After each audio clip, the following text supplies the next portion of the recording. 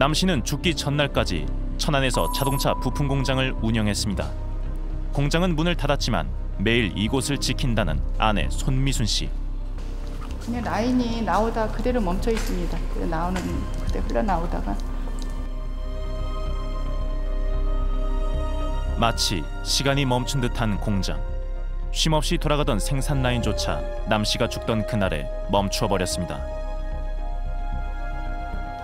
남 씨는 이곳에서 15년 동안 단 하루도 쉬지 않고 자동차 부품을 만들었다고 합니다. 이쪽 기계로 하면은 이게 지금 하나 금형이고요. 이게 이제 상형, 하형이라고 하는데 여기다가 이제 철판을 올려놓고 찍으면 제품이 나오고 있는 거입니다. 여기가 딱 내려와서 딱 찍혀요. 이런 모양이 나오는. 이런 형상이 나오는 거예요. 이게 자동차 어디 쓰이는 제품이에요? 여기 차체요. 이게 안전벨트 쪽에 들어가는 제품이에요. 남창식 씨의 회사는 소나타 등의 차체 부품을 만들어 1차 협력사에 납품하는 현대자동차의 2차 협력사였습니다.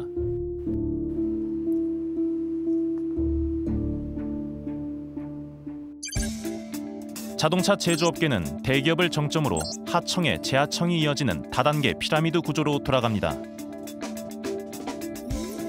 하도급 계약을 맺게 되면 1차 협력사는 2차 협력사에게 금형을 주고 제품을 생산하게 합니다. 그런데 이 과정에서 생산성 향상에 따른 단가 인하가 이루어집니다. 문제는 그 단가 인하 폭을 원청이 일방적으로 결정한다는 겁니다. 때론 생산 원가가 제품 단가를 넘어서는 경우까지 있다고 합니다. 제가 아침에 8시에 일을 시작해요. 그래갖고 제가 저랑 사장님하고 새벽 4시까지도 해본 적이 있습니다.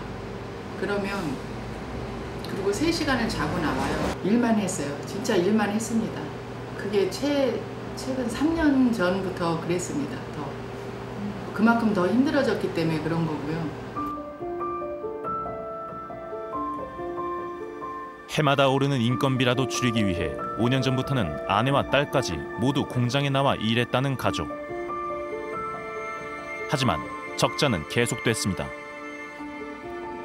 한때 우수 기업상까지 수상했던 건실한 기업이었지만 빚은 눈덩이처럼 불어났습니다.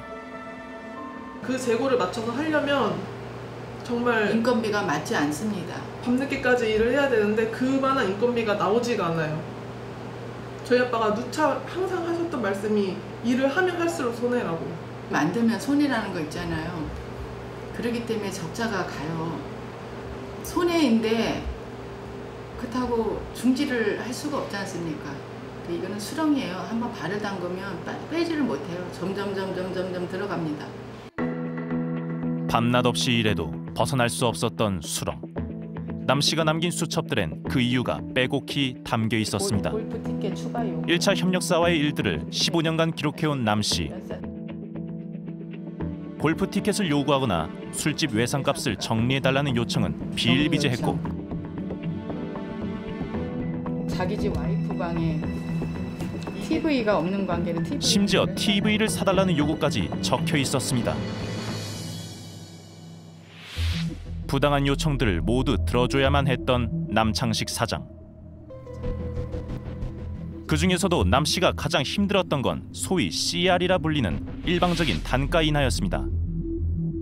생산 원가가 아무리 올라도 오히려 매년 제품의 단가는 깎였다는 겁니다. 이때가 아마 3,000원대 저기였을 겁니다. 저기 인건비가 4,000원 되고 5,000원 되고 계속 올라갔잖아요. 그건 우리하고 상관없어요. 전기세 계속 올라가죠. 산업연정이 비싸다 뭐 어쩌다 싸다 어쩌다 하죠. 올라가요. 저희 그거하고 단가하고 아무 상관없습니다. 적자가 쌓이면요 그걸 빚으로 막는 거예요. 그럼 그 빚을 또 빚으로 막고 또 빚으로 막고 계속 그렇게 그러니까 CR이라는 연결을 게 해오는 거예요. 연결을 해오다가 저희도 더 이상 이제 버티다 못해서 회사님이 그런 요청을 드렸던 건데 1차 협력사의 갑질은 이뿐만이 아니었습니다. 제품 대금을 제때 주지 않는 일도 허다했다고 합니다. 경영이 어려워진 남 씨는 지난해 말 급기야 납품 중단까지 언급했습니다. 그리고 올 2월 그간의 손실액 일부를 1차 협력사로부터 지원받기로 합의했다고 합니다. 이걸로 만족을 하자 그랬어요. 8억 5백이란 돈입니다. 저희가 이걸로 하자. 연매출이 적을 때는 한 4, 50억에서 많을 때는 8, 90억까지 나왔는데요. 지금까지 했을 때. 대충 CR 했던 거를 3% 정도로 평균 유지를 잡으면 1년에 손해본 금액이 1억이에요. 그럼 저희가 15년 동안 일을 했기 때문에 CR 부분에서 손해본 금액만 따져봤을 때는 15억이라는 돈은 손해를 본 거예요. 근데 그 이외에도 저희가 무수하게 손해를 본 금액이 많죠. 저희 사장님이 얼마를 요청을 하셨을지는 모르겠지만 8억 5백이라는 돈은 저희가 지금까지 손해봤던 부분에 대해서 비교를 해봤을 때는 참 적은 돈이에요. 근데 이제 사장님은 그거에도 만족을 하자고 하셨던 거고. 약 8억 원을 지원해주기로 약속했다는 1차 협력사. 실제로 2차례에 걸쳐 5억 원의 어음이 지급됐습니다. 그런데 갑자기 1차 협력사는 가진테크에게 발행했던 어음 중 일부를 피사 취부도 처리했습니다.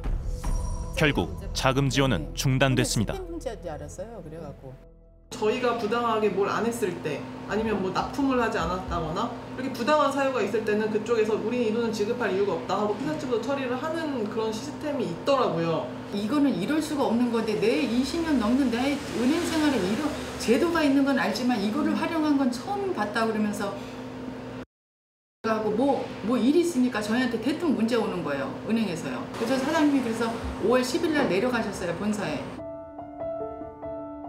곧바로 1차 협력사를 찾아갔다는 남창식 사장. 하지만 그는 끝내 담당자와 통화조차 할 수 없었습니다. 회사는 부도 위기에 처했지만 남 씨는 생산을 멈추지 않았다고 합니다. 약속한 납기를 맞추기 위해 마지막 순간까지 일손을 놓지 못했던 겁니다.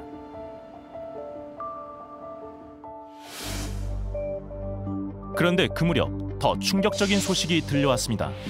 다른 회사에서 똑같은 부품을 만들고 있다는 것.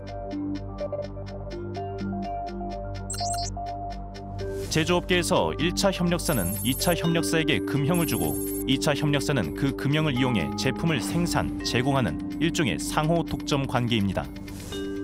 그런데 1차 협력사가 같은 금형을 만들어 다른 업체에 생산을 맡긴다는 것은 사실상 기존 업체와의 거래 종료를 의미합니다.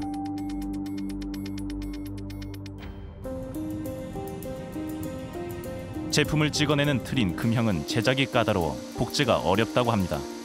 우리는 남 씨가 보유했던 금형을 복제했다는 업체를 찾았습니다.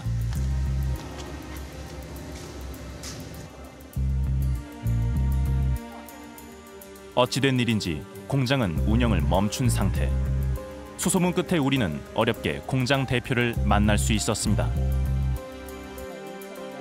그는 처음 금형 제작 주문이 들어왔을 때부터 뭔가 석연치 않았다고 이야기합니다.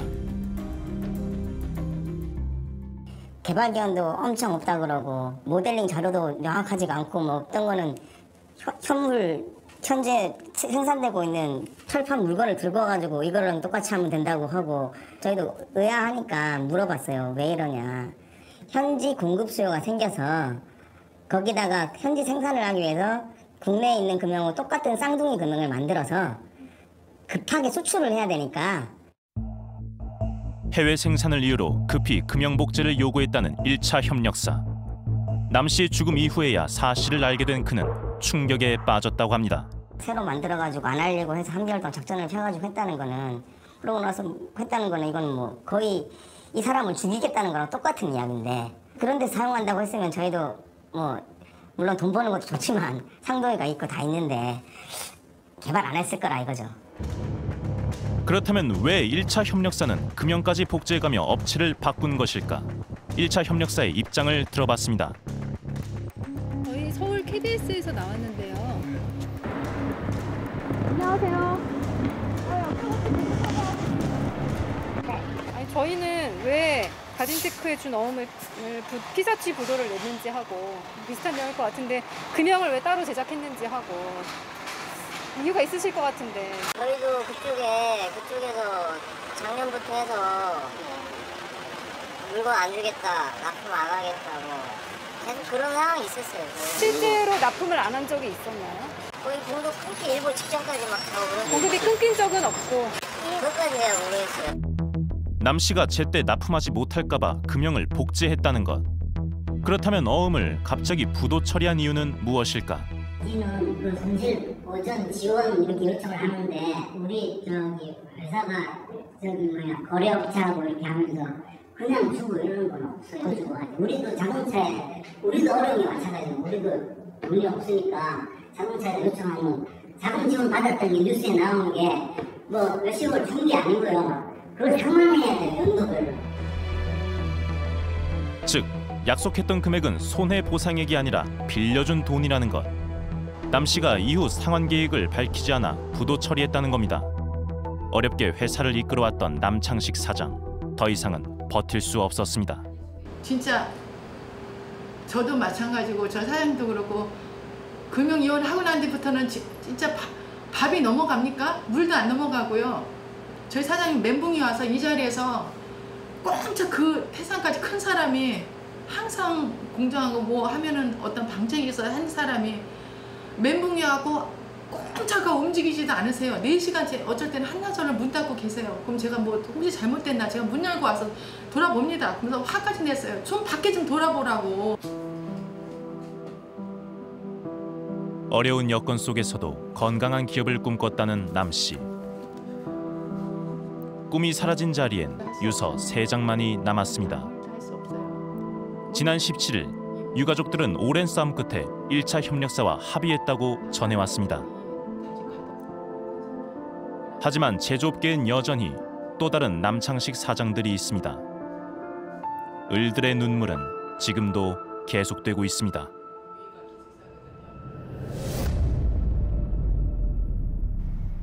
우리는 흔히 강자와 약자의 관계를 갑과 을이라고 합니다. 고 남창식 사장이 지난 15년간 써내려간 수첩에는 갑 앞에서 힘없이 당할 수밖에 없는 을들의 삶이 고스란히 적혀 있었는데요. 사실 하청업체들이 원청인 대기업의 불공정 관행에 대해 밝히는 것은 결코 쉬운 일이 아니라고 합니다. 부당함을 말하는 순간 일거리를 빼앗기고 저항하는 순간 도산한다는 하청업체들. 제조업계 을들이 처한 현실은 상상 그 이상이었습니다. 지난 4월 천안의 한 공장 CCTV에 이상한 장면이 포착됩니다. 아무도 없는 공장에 차량 한 대가 들어오고 잠시 후 CCTV 카메라 방향을 돌리는 남자.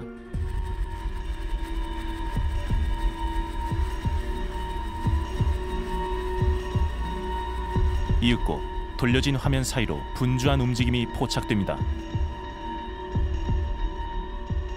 직원들이 모두 퇴근한 후 들어와 장비와 제품들을 빼가는 수많은 사람들. 이들은 대체 누구일까? 이 장비 같은 경우는 고객사 장비예요. 얘네들이 그날 와가지고 빼가다가 제 동생이 딱 오니까 하던 거 다 내려놓고 그냥 막 도망갔거든요. 그때 그냥 미처 못 가져가고 그냥 방치해놓고. 그날 밤 공장에 들어온 이들은 놀랍게도 1차 협력사 직원들이었습니다. 이들이 가져간 것은 제품과 장비뿐만이 아니었습니다. 이쪽은 이제 프레스 장비에 제품을 생산하려면 틀이 되는 그 금형이란 게 있거든요. 그거를 이제 보관하는 장소고요. 꽉 차서 저희가 열심히 생산 활동을 하고 있었던 건데. 제조업체의 생명줄인 금형을 1차 협력사가 모두 가져갔다는 것. 결국 생산은 중단됐습니다. 자동차 부품 공장을 운영하며 한때는 170억 원의 매출을 올리기도 했다는 주민국 사장. 하지만 그 역시 과도한 단가 인하를 피해가진 못했습니다. 처음 받아서 100개밖에 못 찍었었는데 사람이 숙달되면 한 200개 찍을 수도 있고 한 거지 않습니까? 그런 부분에서 인건비를 살짝 내린다는 거는 이해할 수 있습니다. 근데 지금 이 CR의 문제가 뭐냐면 연 단위로 아이템 받을 때부터 1년에 3%, 2%, 1% 이런 식으로 정해서 약정을 하지 않으면 아이템 수주 자체가 안 됩니다. 하청업체들이 제품을 수주받기 위해선 미리 단가 인하 합의서에 사인해야 한다는 것. 합의서에 따라 매년 1월이 되면 적게는 2%에서 많게는 6%까지 제품 단가가 내려갔습니다. 해마다 늘어가는 적자를 더 이상 감당할 수 없었다는 주민국 사장. 결국 주 씨는 공장 경영에서 손을 떼기로 결정합니다. 제가 이거 모든 것들을 어쨌든 책임을 지고 이거를 여기서 저희 종료하자. 우리는 대출금하고 미수금만 다 해결해주면 떠날 테니 이 회사 인수해서 책임져달라.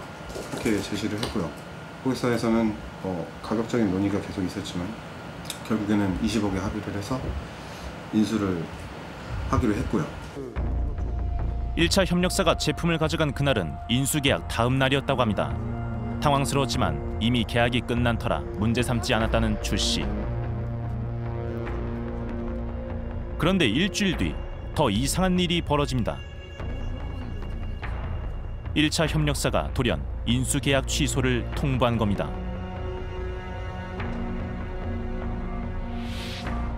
재무제표상의 자산과 공장의 실제 자산이 57억 이상 차이가 났기 때문에 사기로 맺어진 계약이라는 것. 이미 금형은 가져간 뒤였습니다. 이 사람들은 우리가 평소에 우리 현금 흐름부터 해서 저희가 전도자금 요청할 때 저희 회사 상황을 상세히 다 보고를 하라고 해서 다 했기 때문에 저희 회사 상황은 손바닥 보듯이 다 알고 있었고요. 저희 장비 현황 다 알고 있었습니다. 제품 재고 현황 다 알고 있었고요. 그랬는데 그 계약서 파기 계약서에 뭐가 뭐 해서 사기였고 뭐가 안 되고 이런 꼬투리 잡기 해서 한 게 말도 안 되는 얘기고요. 더 이상 공장을 운영할 수 없었던 주 씨는 1차 협력사와 법정 소송에 들어갔습니다. 소송의 주체가 개인이 아닌 회사이기 때문에 폐업조차 할 수 없는 상황입니다. 폐업도 할 수 없는 게 저희가 지금 파산을 한다든지 법정 판단이라든지 폐업을 하면 고객사랑 소송 자체가 안 됩니다. 소송 주체인 저희가 사라져버리면 신의 성실 원칙에 어긋나서 그쪽에서는 의무를 다할 필요가 없어지는 거예요. 그래서 저희는 폐업도 못하고 휴업도 못하고 아무것도 못하고. 직원들도 하루아침에 실업자가 됐습니다. 금형이 사라지던 그날을 똑똑히 기억한다는 직원들. 접어야지. 그 4시 반에 이제 퇴근하려고 하는데 그 자재부장이 와가지고 지금 봉고차를 보냈으니까 다 타고 가서 전화를 하고 또 뭐 밥을 사준다 그러더라고요. 밥을 사는지 궁금하지 않으셨어요? 몰랐죠. 그 우리는 저 토요일 날 해서 인수하는 과정이니까 얘들이 그 토요일 날 일하니까 고생하니까 밥 한 끼 사주나 그렇게 생각했지. 회사 출근을 딱 했는데 텅 빈 거예요. 울었죠. 다 울었죠. 갔는데 진짜 너무 우리가 1층에서 일하거든요. 폐업하는 공장들이 많아지면서 재취업이 더 힘들어졌다는 직원들. 밀린 월급도 많다고 합니다. 지금 퇴직금 같은 거, 월급 같은 것도 하나도 안 받는 상태고 언제 주겠다는 약속도 없고 연금하고 다 포함해서 1,800, 1,800. 다 1,000만 원이네. 쉽게 이해가 되지 않는 1차 협력사의 행동들. 그들은 왜 몰래 금형과 제품들을 가져간 것일까? 사실은 회사 인수를 다 하고 나서 그걸 가져가려고 하니까 돈을 입금하고 가져가라 했어요. 그래서 계약금 입금하고 그때부터 합의하에 드러내기 시작했습니다. 이미 인수 계약이 끝났기 때문에 공장의 소유주는 1차 협력사 자신들이라는 겁니다. 그래도 의문은 남습니다. 자신들의 물건을 가져가면서 CCTV 카메라는 왜 돌린 걸까? 그때 직원한테 왜 돌렸냐고 물어보니까 담배 피우고 싶은데 찍고 있으니까 불편해서 돌렸다고 합니다. 1차 협력사는 인수계약 자체가 주 씨의 공갈과 협박에 의한 것이었기 때문에 결국 계약을 취소할 수밖에 없었다고 주장합니다. 하고 싶지 않은데 사실 우리가 OEM으로 공급을 하다 보니까 2차 협력사에서 만약 물건을 안 주면 결국 우리는 다른 데서 조달을 받아야 하거든요. 그러니까 좀 힘이 드는 겁니다. 1차 협력사들이 이토록 2차 협력사의 납품을 걱정하는 이유는 현대자동차의 독특한 생산 구조 때문입니다. 재고를 줄이고 생산 효율성을 높이기 위해 이른바 직서열 방식을 도입한 현대자동차. 직서열 방식이란 주문이 들어오는 순간 협력사로부터 부품을 조달받아 순차적으로 조립하는 생산 시스템을 말합니다. 이 방식으로 현대자동차는 재고를 최소화하고 높은 생산성을 유지할 수 있지만 하위 협력사에서 부품이 제때 도착하지 않으면 전체 공정이 멈추게 됩니다. 만약 2차 협력사의 결품으로 1차 협력사가 제품을 원청에 제때 납품하지 못하면 자동차 생산은 정지되고 현대자동차는 1차 협력사에게 엄청난 손해배상금을 청구합니다. 1차 협력사가 경영이 위태로운 2차 협력사로부터 금형을 확보하려는 건 역시 이 엄청난 손해배상금 때문입니다. 협력사들 모두에게 족쇄가 되고 있는 직서열 방식. 경주에서 자동차 부품 공장을 운영했던 손정우 씨 역시 자신이 직서열 방식의 피해자라고 말합니다. 병원에서 밥 한 끼도 안 먹었다니까. 배가 고파. 잠만 자는 거야. 수면제를 계속 준다. 현대자동차의 1차 협력사에 부품을 납품했던 손 씨. 지난해 5월 24년 된 자신의 회사를 부도 처리했습니다. 그날 이후 수면제 없이는 잠을 잘 수 없다는 손정우 씨. 남들은 뭐 어려운 회사 정리해서 기분 좋겠다 뭐 이렇게 뭐 그렇게 유언비어 들리던데 24년 된 회사를 정리해서 기분 좋은 사람은 없죠. 또 아들인 제가 정리를 다 했는데 막 그런 죄책감도 오고 그다음에 맨날 일했다가 이제 하는 일이 없어지잖아요. 공황작용하고 막 이런 게 정말 많이 왔었어요. 근데 자식들만 없었으면 전 벌써 갔을 거예요. 1993년 손 씨의 아버지가 창업한 자동차 부품 공장. 한때 경주를 대표하던 중소기업이었지만 적자에 허덕이다 1차 협력사에 회사를 매각하기로 결정했습니다. 정부에 잘 올라가 있는데 아무도 안 도와줘. 다음 생에 혹시 우리가 만난다면 대기업에 생각하지. 그래서 계약 당시에도 내가 매도 까면 안 되냐고 물어봤어요. 50억이 너무 높으면 금액을 조정 가능하다라고 그때 얘기를 했었어요. 눈 하나 깜빡 안 하더라고. 진짜 둘이 이래 쳐다봐. 저기 미쳤나? 왜 갑자기 돈을 깎는다 그러지? 보통 계약을 했을 때 이게 정당하지 않은 계약이라 그러면 금액을 까는 게 정상적이지 않습니까? 금액을 내고 하는 게 28일에 다 납품하고 있는데 안 했어요. 그냥 다 준대. 50억이 너무 많으면 내가 금액을 깎아주겠다. 네, 2, 3억 더 해다 줄 수도 있고 얘기를 해봐라. 둘 다 이렇게 진짜 둘 다 동시에 됐고요. 사인합시다. 이렇게. 계약 당시 손 씨가 제시한 매매 금액을 흔쾌히 받아들였다는 1차 협력사. 하지만 4일 후 계약은 파악이 됩니다. 그리고 2주 뒤 손 씨는 검찰에 소환됐습니다. 1차 협력사가 손 씨를 고소한 것. 손 씨의 협박 때문에 공장 인수 계약을 맺었다는 겁니다. 결국 지난 7월 법원은 손 씨에게 징역 3년에 집행유예 4년, 벌금 1억 원의 실형을 선고했습니다. 재판부는 손 씨가 1차 협력사와 대등한 관계에서 협상하기가 어렵다는 점은 인정했습니다. 하지만 이러한 직서열 생산 구조에선 부품 공급 중단을 협상 카드로 내세울 경우 1차 협력사를 협박할 수 있는 무기가 된다고 판단했습니다. 직서열 방식이 누구를 위한 겁니까? 현대자동차를 위해서 현대자동차가 맞는 거예요. 자기네들 재고 줄이려고. 우리가 재고는 우리가 갖고 있어야 돼요. 왜? 얘네들은 언제 오더를 뭘 줄지 모르니까. 뭐 자기네들 우리는 전산으로 잡혀 있어서 이거 몇 개 일주일 전에 줍니다. 다 거짓말이에요. 맨날 박힙니다. 오더가. 자기네들 파업할 때는 자기네들도 협상하려고 파업하는 거잖아요. 그럴 때는 우리는 생산 못하면 우리는 그냥 가만히 있어야 되는 거고. 우리가 힘들어서 납품 좀 못하겠다면 직서열 방식에서 분당 120만 원의 클레임을 때립니까? 이 직서열 방식 이게 잘못된 거 아닌가요? 손 씨는 이 판결이 업계에 대한 이해 부족 때문이라고 토로합니다.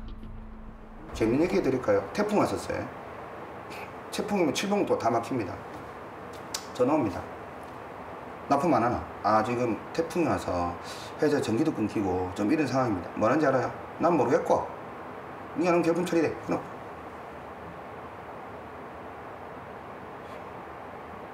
제품 던지는 건 일도 아니고요. 모욕적인 언사는 일도 아닙니다. 좀 재판관님들이 한 일주일 체험만 해봤으면 좋겠어. 그래도 그런 말 할 수 있는가? 손 씨를 공갈 협박 혐의로 고소한 1차 협력사의 입장은 무엇일까? 제작진의 인터뷰 요청에 1차 협력사는 손 씨의 공급 중단 협박이 공포심을 안겨줬고 아직 재판 중이기 때문에 자세한 인터뷰는 어렵다고 밝혔습니다. 1차 협력사가 공갈, 협박 혐의로 2차 협력사를 고소하는 건 비단 손 씨만의 특별한 경우가 아니었습니다.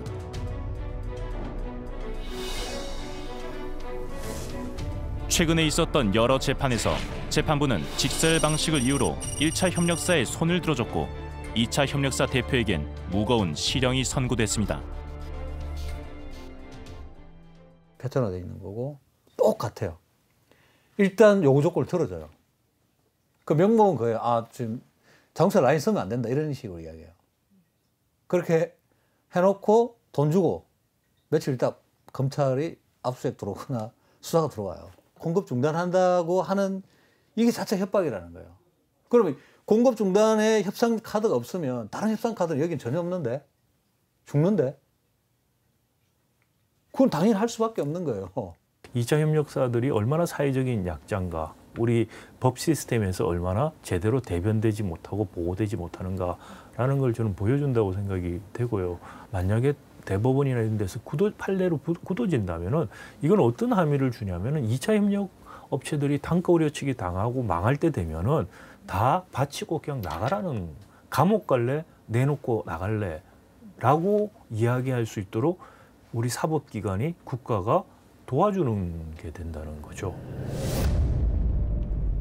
현대자동차가 재고를 줄이고 효율성을 높이기 위해 도입한 직서열 방식.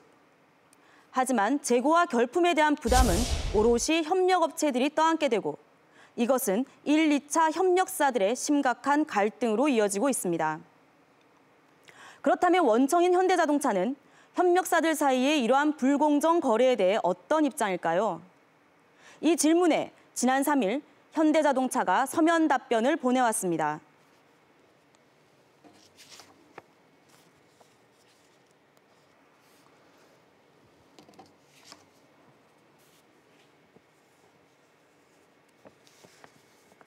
현대자동차는 경영간섭 금지 조항 때문에 협력사 사이에 개입할 수 없다며 이 모든 것은 협력사들 사이의 문제라고 했습니다. 또한 현대자동차는 협력사들에게 단가 인하를 강요하고 있지 않으며 상생과 협력을 위해 많은 노력을 하고 있다고 전해왔습니다. 하지만 우리가 만난 2차 협력사들의 주장은 달랐습니다. 결국 단가는 원청인 현대자동차에서 정해주는 것이고 협력사 사정을 손바닥 보듯 잘 알고 있는 대기업에서 이런 문제에 대해 모를 리 없다는 겁니다. 열심히 일해도 빚만 늘어가는 현실. 결국 벼랑 끝에 몰린 을들은 생존을 건 싸움을 시작합니다. 하지만 그마저 쉽지 않습니다. 김상영 씨는 우리에게 보여줄 것이 있다고 했습니다. 이건 제가 이제 깜빡을 덮어놨는데 저는 워낙 소중해가 이제 내 분신하고 이제 같은 거기 때문에. 그가 조심스럽게 보여준 것은 다름 아닌 에어컨 한 대였습니다. 2009년 LG전자에서 출시된 이 에어컨에는 김 씨가 8년 동안 개발한 기술이 들어있다고 합니다. 여기 보시면 유리에다가 와인 컬러를 이렇게 입혔습니다. 2009년도에 처음 적용을 시켜서 컬러로 처음으로 LG에 납품한 450만 원짜리 그 제품입니다. 진공 증착을 이용해 유리나 플라스틱에 고급스런 색상을 입히는 기술. 이 와인색 에어컨은 백색 가전이 줄을 이루던 당시 업계에 큰 파란을 일으켰습니다. 예약 주문이 엄청나게 밀려드는데 폭발적인 인기가 난리가 났습니다. 그 이후로 이제 삼성에서 차주기 시작을 했습니다. 제 회사에. 김 씨가 개발한 기술에 큰 관심을 보였다는 삼성전자. 기술 개발팀부터 디자인팀까지 무려 80여 명의 삼성 직원들이 다녀갔다고 합니다. 플라텍 창사 일에 이렇게 많은 삼성 직원들이 온 적이 있어요? 1년에 한 명이 올까 말까지 매일 샘플 해달라고 온단 말입니다. 샘플을 해달라고. 그러면 LG 거 납품하기도 바쁜데 라인을 끊고 삼성 걸 해줘야 돼. 그 안 해주가 지금 이제 또 생각하면 이게 안 해주면 이 잘못하면 또 개심죄 걸려가지고. 매번 다양한 색상의 샘플을 요구했다는 삼성전자. 삼성과 계약을 할 수도 있다는 기대에 김 씨는 바쁜 와중에도 수많은 샘플을 만들어줬다고 합니다. 예. 이건 이제 삼성 지펠 전자레인지 이 샘플을 자기들 인쇄했는데 이 정착도 수도 없이 많이 해줬거든요. 물결 무늬가 지금 있는 거. 예, 이거는 이제 인쇄가 들어간 데다가 우리가 색깔을 입힌 거죠. 인쇄는 지금 해요. 물결무늬 디자인을 개발할 때는 삼성 직원들이 아예 김 씨 공장으로 출근하다시피 했다고 합니다. 당신들이 이거를 보여주고 우리 요구하는 걸 해줘야 물량을 발주를 한다. 발주를 하는데 이걸 당신들이 안 보여주고 어떻게 저희들이 발주를 하나. 그 나오는 걸 현장에 어떻게 들어가고 제품이 어떻게 나오면 제대로 이제 제품이 나오는지 그런 부분을 봐야 될 거 아니냐. 제작 현장을 보여주고 싶진 않았지만 삼성의 컬러 제품을 납품하고 싶다는 생각에 거절할 수 없었다는 김 씨. 그러던 어느 날 뜻밖의 소식이 들려왔습니다. 그런 이상한 소문이 계속 들리기는 들렸습니다. 경쟁 업체에서 그걸 납품받아서 삼성에서 중국에다가 냉장고 제품을 수출한 거죠. 진공정착. 경쟁 업체가 컬러 코팅한 제품을 삼성이 수출한다는 것. 김 씨는 자신의 기술을 빼간 것이 아닐까 의심스러웠지만 다른 거래가 끊길까 봐 문제 제기를 못했다고 합니다. 하지만 다른 제품의 거래 역시 쉽지 않았습니다. 해마다 단가가 떨어져 적자가 계속된 것. 몇 년간 어려움을 겪다 결국 2016년 초 김 씨는 단가 인상을 요청했습니다. 그러자 삼성은 단가를 올려줬습니다. 높아진 단가에 김 씨는 LG와의 거래까지 끊었지만 다음 달 바로 삼성 제품의 거래 중단을 통보받았습니다. 그리고 이게 무슨 말이냐. 이게 단가까지 올려가 지금 이제 열심히 하려고 그러는데 LG 물량 반납했죠. 그 이제 삼성 해야 되는데 삼성이 저 생산을 하고 있죠. 그 회사가 완전 난리 나고 이제 직원들끼리 이제 웅성웅성되고 이거는 이미 끝나버린 겁니다. 이미. 김 씨의 주장에 대한 삼성전자의 입장을 들어봤습니다. 먼저 삼성전자는 거래 중단을 비롯한 이 모든 일들이 1, 2차 협력사 사이의 문제 때문이라고 했습니다. 또한 삼성은 김 씨 기술을 탈취한 것이 아니며 공장에 직원을 파견한 것은 새로운 디자인 개발을 위한 협업을 진행한 것이라고 밝혔습니다.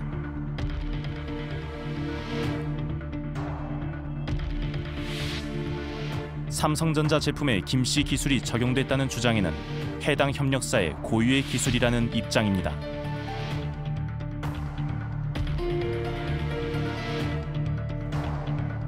양측의 주장이 엇갈리는 가운데 지난해 8월 김 씨는 하도급법 위반 혐의로 삼성전자를 공정거래위원회에 신고했습니다. 하지만 1년 만에 나온 심사 결과는 삼성전자의 무혐의, 기술 유용 혐의를 적용할 수 있는 신고 기간이 지났다는 이유였습니다. 그러니까 정말 제가 기가 차고 이걸 가지고 나중에 결국 3년이 지났다 그러고 어떤 정확한 서류상에 표기도 없이 뭐 조정 대상이 아니다고 도장 딱 찍어버리고 통보해버리고 아까 또 뒤에는 보면은 자기가 기각을 시켜놓고 혐의 없음 해놓고 통보도 안 하고 자기가 자기만 서류를 가 있고. 답답한 마음에 변호사를 찾은 김상영 씨. 법적으로 책임 소재를 가리는 것이 가능한지 알아봤습니다. 형법상의 죄명이 찾아보면 만만치가 않아요. 결국에는 공정거래법 위반으로 가면 전속고발권이 공정거래위원회에 있기 때문에 따로 형사 고발하는 게 이제 업무방해를 한번 생각해봤거든요. 근데 업무방해는 그 기술 탈취한 거는 거의 업무방해 요건이 아니에요. 취재 당시 하도급 간 불공정 거래에 대한 고발은 오직 공정위만이 할 수 있었습니다. 지난달 공정위는 전속 고발건의 일부를 폐지했지만 법적 소송 역시 만만치 않습니다. 자기 사업이거나 하도급업자의 고용 피용인이기 때문에 나는 삼성 난 몰라. 이렇게 해서 항상 중요한 건 다 빼놓고 도망간 수법을 여기도 썼다는 거야. 1차 밴더, 2차 밴더 해가지고 지네가 직접 다 거래하면서 2차 밴더 이용해서 이렇게 한 거.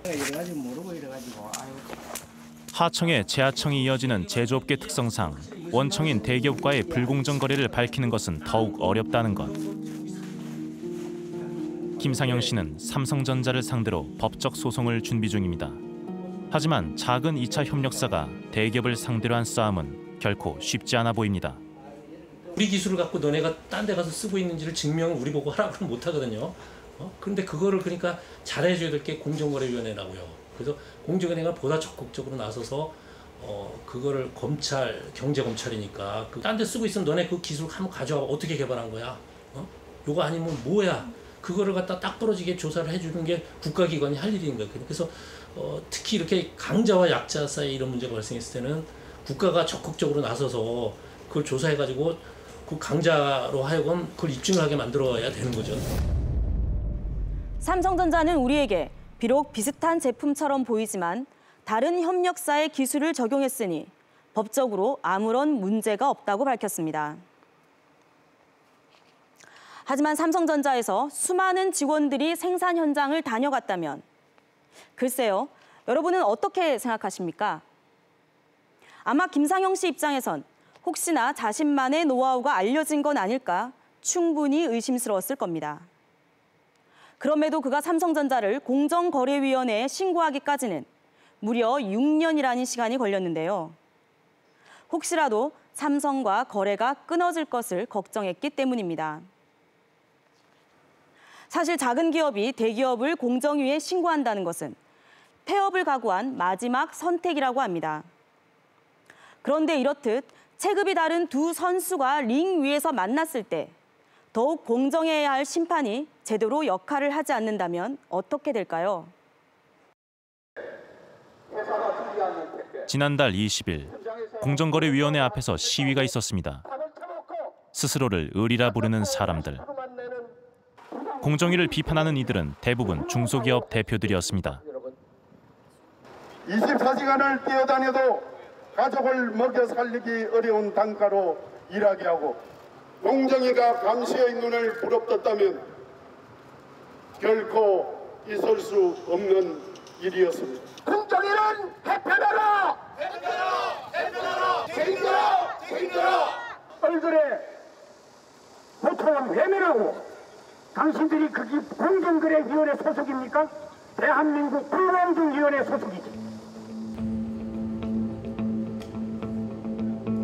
이들은 공정거래위원회가 더 이상 을의 편이 아니라며 공정위의 변화를 촉구하는 시민단체를 발족했습니다.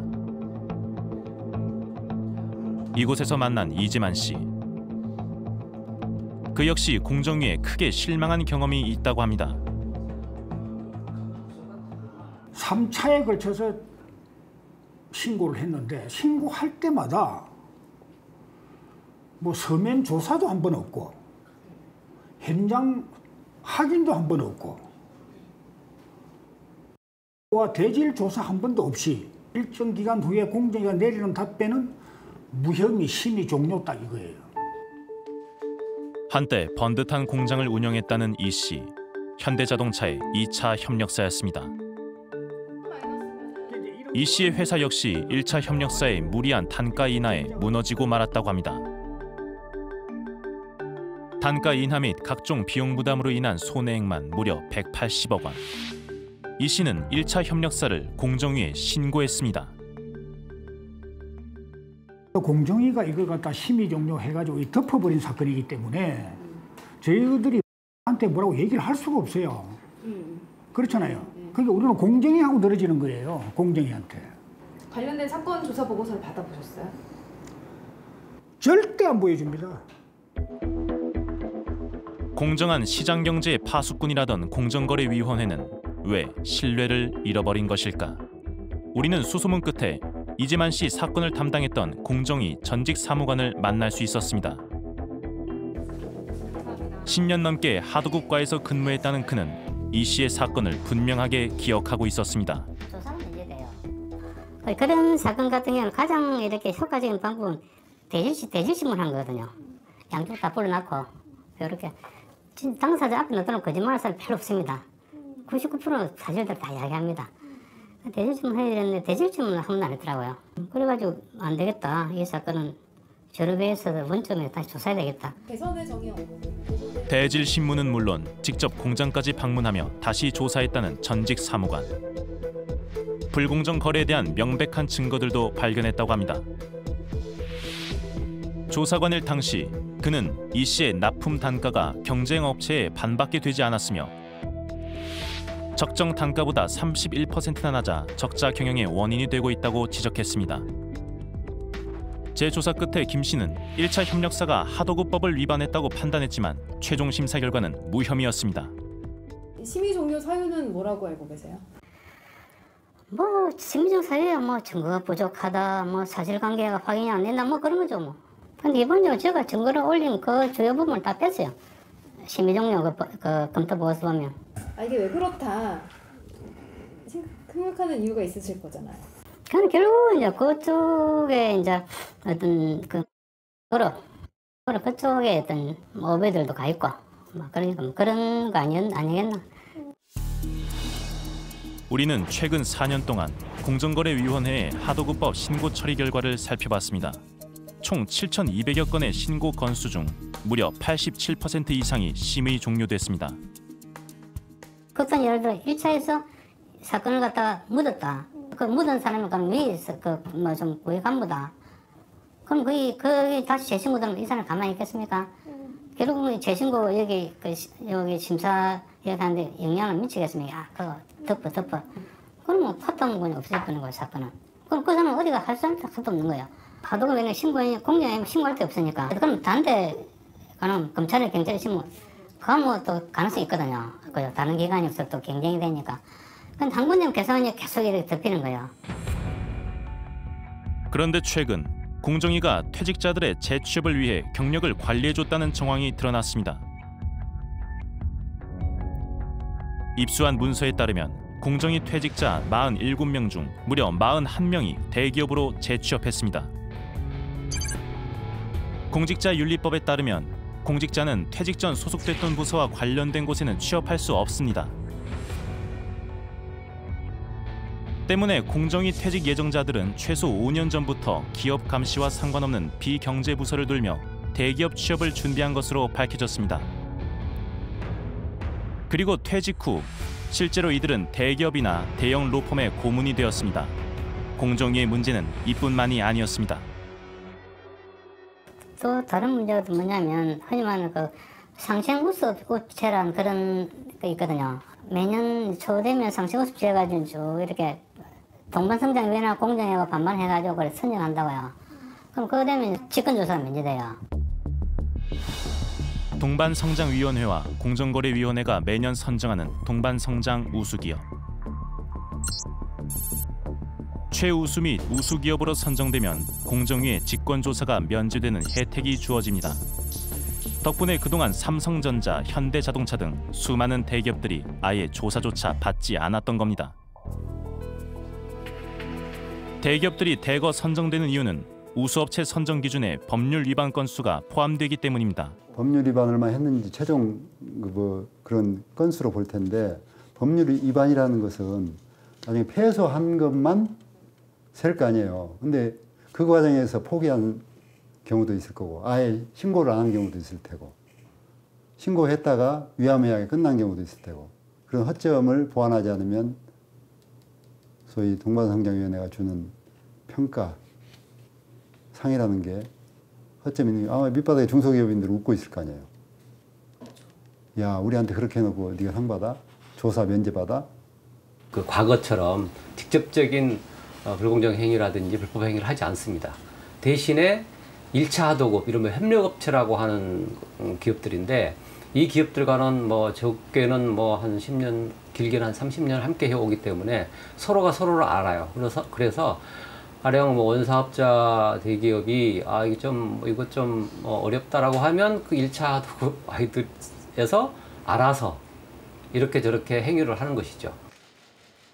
그런데 이러한 다름의 이면에 지난 6일 국회에서 중소협력업체들의 보호를 주제로 공청회가 열렸습니다. 대부분 기업체가 부도로 몰리거나 폐업을 하고 또 가족들이 고통을 당하는 이런 일들이 벌어지고 있는 이런 상황까지 왔나 하는 국회의원으로서 그런 자괴감이 들고요. 공정거래위원회와 대기업에 대한 성토가 이어졌습니다.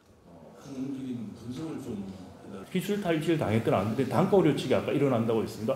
그 부분을 하도급법에서 소극적으로 대응하는 걸로 저는 충분하지 않다고 생각합니다. 생산선은 대기업이 주는 거지 중소기업이 스스로 만들어서 협상을 하는 게 아닙니다.